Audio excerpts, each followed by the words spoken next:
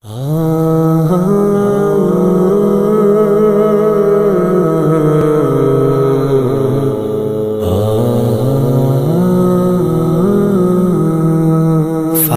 व नुसल्ली व नुसल्लिमु अला रसूलिहिल करीम अम्मा बाद फ़अऊज़ु बिल्लाहि मिनश शैतानिर रजीम बिस्मिल्लाहिर रहमानिर रहीम।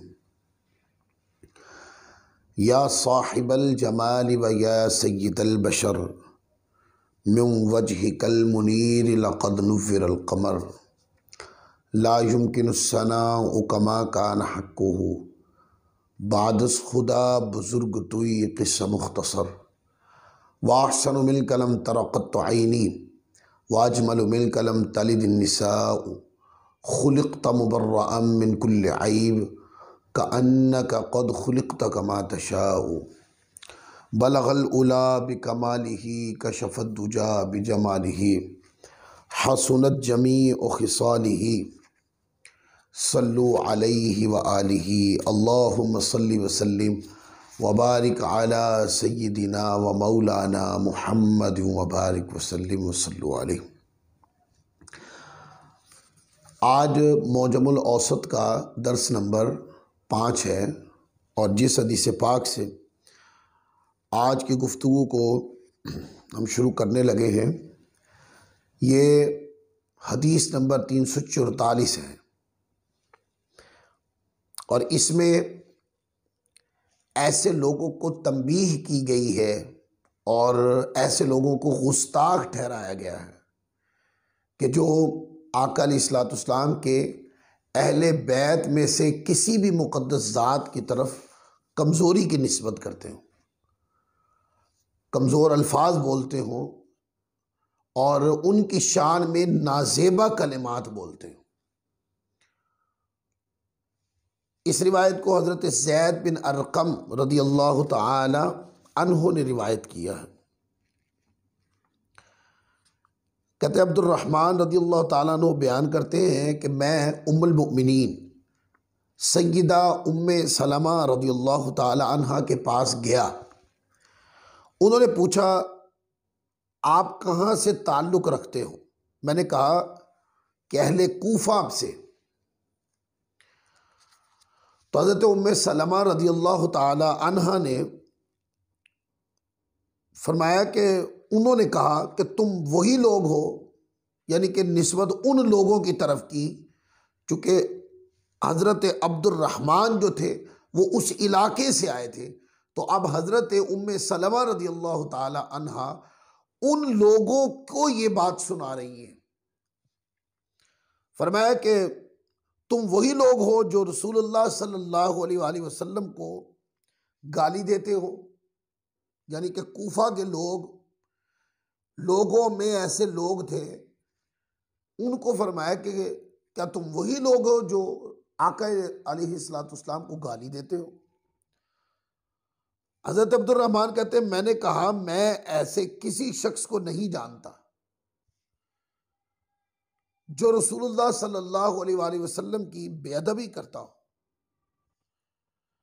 तो उन्होंने कहा क्यों नहीं, क्या तुम हजरत अली की गुस्ताखी नहीं करते हो? यानी कि जो कूफा के लोग थे उनमें ऐसे लोग मौजूद थे को जो बरसरे बाजार बरसरे मिंबर हजरत मौला अली करमल्लाहु ताला वजहुल करीम के बारे में सख्त कलिमात कहते थे, यानी कि सब्बो शतम करते थे। तो फरमाया कि वो लोग जहां से आप आए हैं कूफा के जो लोग हैं, क्या वो हजरत अली मौला अली करमल्लाहु ताला वजहुल करीम को बुरा नहीं कहते? क्या उनके बारे में सख्त कलिमात नहीं कहते? क्या उनको सब्बो शतम नहीं करते, नासेबा कलिमात नहीं कहते उनके बारे में? तो इस पर कहा हजरत अली की गुस्ताखी। आप फरमाती हैं कि मैंने कहा कि मैं ऐसे किसी शख्स को नहीं जानता जो रसूलुल्लाह की बेअदबी करे। उन्होंने कहा क्यों नहीं, क्या तुम हजरत अली की गुस्ताखी नहीं करते हो और इनके मुहिब्बीन पे लानत नहीं करते हो? यानी कूफा के लोग हजरत मौला अली करमल्लाहु ताला वजहुल करीम की क्या गुस्ताखी नहीं करते? और जो मौला कायनात से मोहब्बत करता हो हजरत अली शेर खुदा करमल्लाहु ताला वजहुल करीम से जो मोहब्बत करता हो उसको भी बुरा कहते हैं। और फिर आगे फरमाया जबकि रसूल अकरम सल्लल्लाहु अलैहि वसल्लम तो उनसे बहुत मोहब्बत करते थे। अब मफहूम इस हदीस पाक का ये बना कि अहले बैत की मोहब्बत चूंकि मोहब्बत मुस्तफ़ा है, और मुख्तलिफ हदीस में ये मफहूम आते हैं कि फरमाया कि मेरे अहले बैत से मोहब्बत मेरी निस्बत की वजह से करो कि वो मेरे अहले बैत है। और अहले बैत अतहार में ख़ानदान सय्यदा फ़ातिमा ज़हरा सलामुल्लाह अलैहा हो या मुस्तफ़ा के अज़वाज मुतहरात हो, किसी भी ज़ात की तरफ सख्त निस्बत जायज़ नहीं है, हराम है। इस हदीस पाक ने गुस्ताखी डिक्लेयर की है इस चीज़ को। और हज़रत उम्मे सलमा रज़ियल्लाहु ताला अन्हा ये साबित कर रही हैं कि जिन्होंने हज़रत अली को सख्त अल्फाज कहे, सबो शतम किए, हत्ता कि गाली गलोच दिए, उन लोगों ने हकीकत में ऐसी ज़ात को ये कहा जिनसे मुस्तफ़ा मोहब्बत करते थे। और आका की हदीस में ये बात शामिल है, मन कुन्तु मौलाहु फ़अलियुन मौला, जिसका मैं मौला हूं उसका अली मौला है। फरी जो मुझसे मोहब्बत करते हैं वो अली से भी मोहब्बत करें, जिनका मैं दोस्त हूं उसके अली भी दोस्त हैं, जिसका मैं वली हूं उसके अली भी वली है।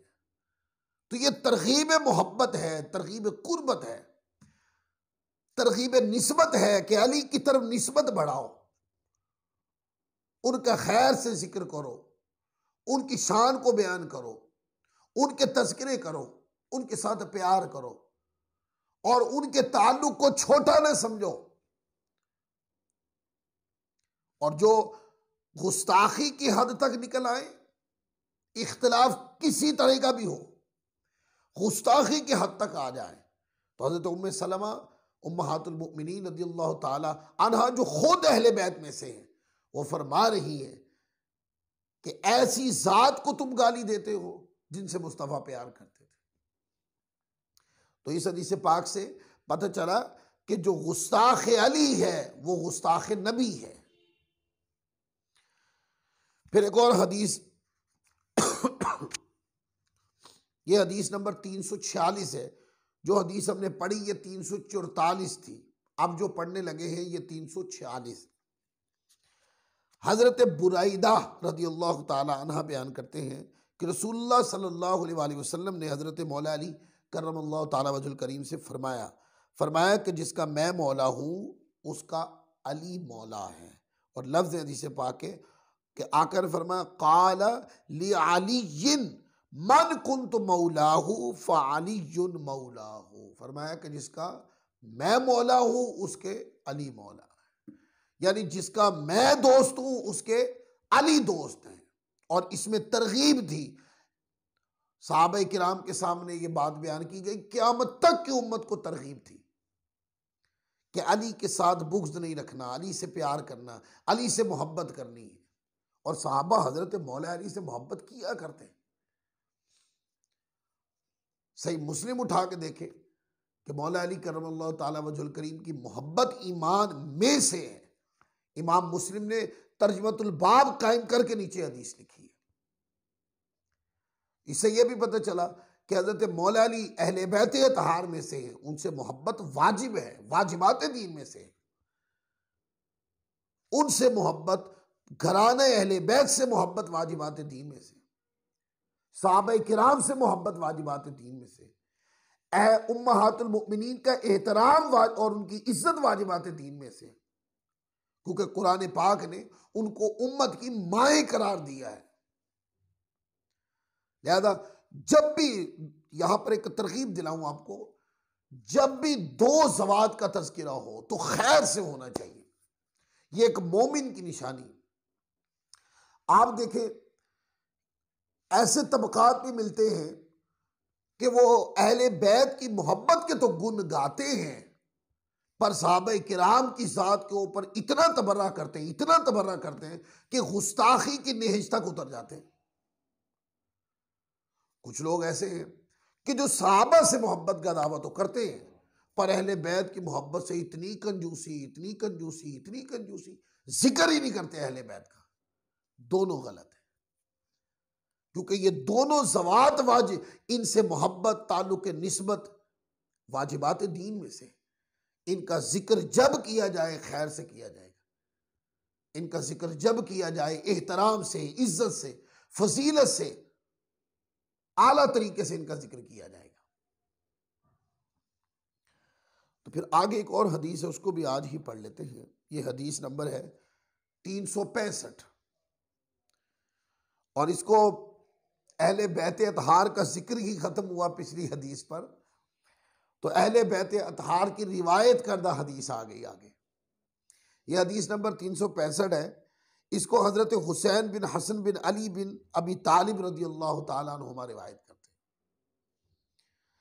यानी कि हजरत मौला कायनात के पोते और हजरत इमाम हसन मुज्तबा रज़ी अल्लाह तआला के साहबजादे। वो रिवायत करते हैं अपने वालिद का, ये बयान नकल करते हैं कि आका दो जहां सल्लल्लाहु अलैहि वसल्लम ने इरशाद फरमाया, तुम जहां कहीं भी हो, ये लफ्ज सुनिएगा बड़ी तवज्जो के साथ, फरमाया कि तुम जहां कहीं भी हो मुझ पर दरूद पढ़ते रहो, क्योंकि तुम्हारा दरूद मुझ तक पहुंचता है। अब इसमें लफ्ज है, तुम खुशकी पे हो या तरी पे हो, तुम जमीन पर हो या किश्ती पर हो, तुम हवा में हो या जमीन पर हो, तुम मुझ पर दरूद पढ़ो, तुम्हारा दरूद मुझे पहुंचता है। अब ये जो जुमला है ना कि पहुंचता है, इस जुमले के अंदर बाज लोग तावील करते हैं कि इस जुमले का माना यह है कि फरिश्ते पहुंचाते हैं, हुजूर खुद नहीं सुनते। तो मैं पूछता हूं उन दोस्तों से कि आका अलैहिस्सलाम खुद समात नहीं फरमाते, ये जो आपने कॉल किया ये इस हदीस पाक में कहीं लिखा हुआ है? वो इसके मुतबादिल एक हदीस पढ़ देते हैं। वो कहते हैं कि अल्लाह ताला ने फरिश्तों की ड्यूटी लगाई हुई है, और जब कोई मोमिन दरूद पढ़ता है और फरिश्ते वो दरूद लाकर हुजूर अलैहिस्सलाम की बारगाह में पेश करते हैं और वो दलाइल से साबित करने की कोशिश करते हैं, माना यह है कि हुजूर नहीं सुनते वो लोग जो मोतरिजीन है। तो मैं अपने दोस्तों से ये गुजारिश करूंगा कि पहला सवाल उनसे ये पूछें कि इस हदीस पाक के मतन में ये लिखा है कि हुजूर खुद नहीं सुनते, और वो जो फरिश्तों वाली हदीस पढ़ी आपने या वो पढ़ते हैं लोग कि फरिश्ते पहुंचाते हैं, फरिश्तों का पहुंचाना खुद, क्या इसका माना यह लिया जाएगा कि हुजूर नहीं सुनते? नहीं। इसका पहले इल्जामी जवाब सुने। ये बुखारी शरीफ जैसी किताबों में भी ये रिवायत है कि अल्लाह ताला फरिश्तों से पूछता है, आ फरिश्तों मेरे बंदे क्या कर रहे थे? तो फरिश्ते जवाब देते हैं कि मौला वो नमाज पढ़ रहे थे। अब मुझे बताएं, रोजाना फरिश्ते जाकर खबर देते हैं, आमाल की खबर देते हैं, बंदों के आमाल की खबर देते हैं, तो इसका माना ये मुराद लेना तो जायज ही नहीं होगा कि अल्लाह तबारक व तआला खुद नहीं जानता, फरिश्ते बताते हैं, ये तो कुफर हो जाएगा। तो इसका माना यह है कि फरिश्तों का आके खबर देना ये इस बात की दलील नहीं है कि आका अलैहिस्सलाम खुद सुनते नहीं। आका अलैहिस्सलाम अपने गुलामों का दरूद खुद नहीं सुनते। वो ना उस हदीस पाक में ये लफ्ज है ना इस हदीस पाक में ये लफ्ज है। तो कोई बंदा पूछे फिर फरिश्ते क्यों दरूद लाते हैं, तो इस पर भी मैं एक सवाल पूछूंगा। इसका वही माना अपने दोस्तों को कहूंगा बुखारी शरीफ की हदीस का हवाला दे के पूछे उनसे कि अल्लाह की बारगाह में आमाल की खबर फरिश्ते जाके देते हैं, वहां उसका माना क्या है, फरिश्ते क्यों जाके खबर देते हैं? तो जो माना इस हदीस पाक के अंदर आप करेंगे, ठीक है, वही माना मुराद ले लीजिए यहां पर। यानी इस हदीस पाक का माना करेंगे, वही माना आपको आका की बारगाह में दरूद पहुंचाने वाले फरिश्तों के अमल का भी माना समझ में आ जाएगा। और उस हदीस पाक का माना यह कि फरिश्ते आमाल की खबर अल्लाह की बारगाह में देते हैं। तो शहनशाह बादशाह बहुत सारी बातें जानता होता है, लेकिन फिर भी उसकी बारगाह का अदब, उसके दरबार का उसूल ये होता है कि उसके गुलाम आके खबर दें। अल्लाह जानता है, सब कुछ जानता है, कोई चीज अल्लाह से पोशीदा नहीं, लेकिन फरिश्ते आकर उसकी बारगाह में जो अर्ज पेश करते हैं, ये उसके बारगाह का अदब है, ये उसकी बारगाह का एहतराम है।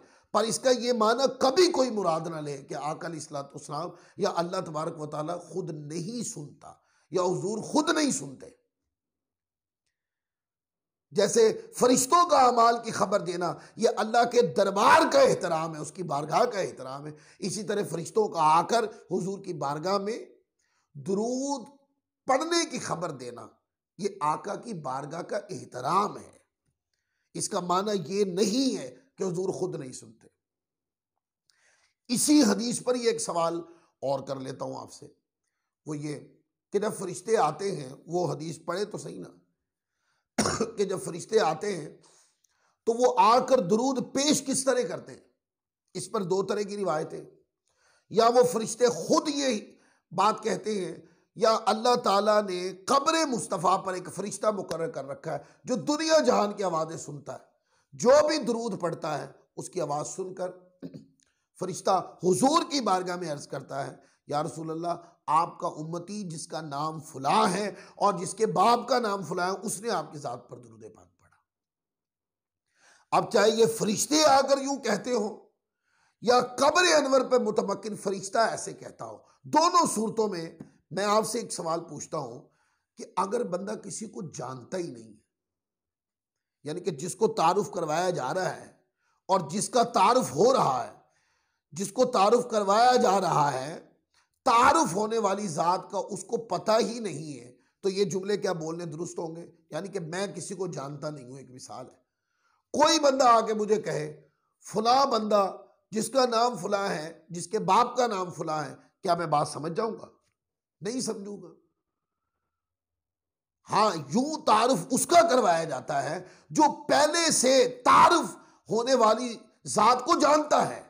तो फरिश्तों का आकर हुजूर की बारगाह में दुरूद पाक के बारे में बताना कि या रसूल अल्लाह, आपका फुला उम्मती जिसका नाम फुला है और जिसके बाप का नाम फुला है, उसने आपकी जात पे दुरूद पाक पढ़ा। माने ये हुजूर आप जानते तो हैं, जिसके बाप का नाम फुला, आप उसका नाम भी जानते हैं, उसके बाप का नाम भी जानते हैं, हुजूर उसने आपकी जात पर दुरूद पाक पढ़ा। अब हुजूर किस सोर से जानते हैं? हुजूर खुद जानते हैं। जो हो चुका, जो होगा, हुजूर जानते हैं। आका अलैहिस्सलाम की जात पे उम्मती दुरूद पाक पढ़े। अल्लाह ने वो कुव्वत बसीरत भी मुस्तफ़ा को दी है, वो कुव्वत समात भी मुस्तफ़ा को दी है कि आप अपने गुलामों का दुरूद खुद सुनते हैं। लिहाजा वो अहादीस इस मुकाम पर बाद लोग फिट करके और अहले सुन्नत को एक मुगालते की तरफ धकेलने की कोशिश करते हैं, वो लोग गलत हैं। और इस हदीस पाक से ये दलील लेना कि इससे मुराद ये है कि हुजूर नहीं सुनते, वो लफ्ज तो दिखाएं कहां है। वो फरिश्तों वाली रिवायत पढ़ते हैं, वो रिवायत पढ़ दी, उसका मफहूम कुछ और है, लेकिन रिवायत में कि नहीं सुनते ये लफ्ज उस रिवायत में भी नहीं है। और ये कि आका अलैहिस्सलाम खुद सुनते हैं, ये सुनने अबी दाऊद उठाएं। आका अलैहिस्सलाम ने फरमाया कि जब कोई मेरा उम्मती मेरी ज़ात पे सलाम पढ़ता है तो अल्लाह ने मेरी रूह मेरे जसद में वापस लौटा दी हुई है, मैं उसका सलाम सुनकर जवाब देता हूं। अब कोई जवाब सुने या ना सुने ये उसका अपना जाती मसला है, पर इस बात की हकानियत में कोई शक ही नहीं है कि फरमाया कि जब कोई सलाम पढ़ता है तो अल्लाह ने मेरे जसद में मेरी रूह वापस लौटा दी हुई है, मैं उसका सलाम सुनकर खुद जवाब देता हूं। सलाम भी खुद सुनता हूं, जवाब भी खुद देता हूं। कितनी वाज़ेह दलील है। और जो लोग आका की समात का, मुस्तफ़ा की बिसारत का, आका के खुद सुनने और देखने का रूहानी तौर पर इनकार करते हैं, वो जिन अहादीस से करते हैं उन अहादीस में वो दलालत ही मौजूद नहीं है। लिहाजा अहले सुन्नत दोस्तों से मैं ये गुजारिश करूंगा कि इस मामले के अंदर गौर और फिक्र किया करें कि कोई बंदा आपको अपने दलाइल से घुमाकर कहीं आपके अकीदे की मोहब्बत या अकीदा उचक ना ले। ऐसा ना हो कि कोई बंदा आए और दलाइल की चर्ब बयानी से, जिसमें दलालत तो ना हो, सिर्फ जुबान की चर्ब बयानी हो, वो कहीं आकर आपके अकीदा भी उचक ले, आपके दिल में मोहब्बत मुस्तफ़ा के समंदर को भी उचक ले, पी ले, और आपको एक कोरे कागज की तरह कर दे। ऐसे अनासिर से बचे और आपने दिल में हुजूर की मोहब्बत पाले, अपनी जबान को आका के जिक्र से तर रखें। आज का दर्स इसी मुकाम पर हम ख़त्म करते हैं। इंशाअल्लाह अगले दर्स के साथ फिर हाजिर होंगे। अल्लाह ताला हमें अमल की तौफीक अता फरमाए। वमा अलैना इल्लल बलागुल मुबीन।